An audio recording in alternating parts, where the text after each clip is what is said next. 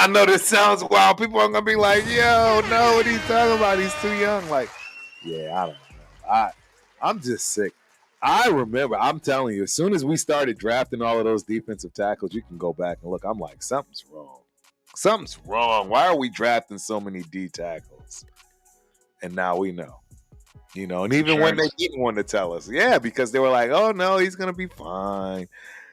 And he's not fine. And he's not, even if, you know what I mean, even if he was not, fine and wasn't going to have surgery, guess what?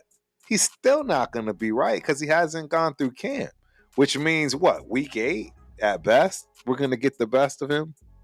You're going to come in working your kinks out through week 4. Like you're not going to be yourself by week 6. Like, it's weird. Yeah. I don't know. Short preseason, missed all the OTAs. Body's not right. Don't get it prepared. Yeah. You gotta hit that. That's one. See, and that's the part that I'm sorry. I mean, I don't know. It's just a fine line that's tough, and you don't really know which way to go with it. I mean, Detroit, they seem to go with it the way I would. Dan Campbell is old school. He plays guys and they hit.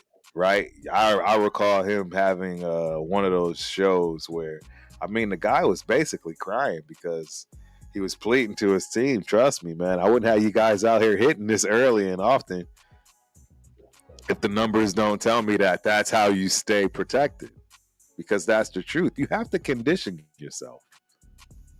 There's no question about it. True. You don't go play. It's not like, in basketball, the conditioning is your actual real conditioning, meaning, your wind. That's way easier to get to as opposed to your conditioning in football. And that's being hit. Your body has to absorb that and figure out how to take that long term. You don't just do that overnight. So, yeah. Yeah. Yeah. And that's where you end up with all these guys slow to develop, slow to injuries. Correct.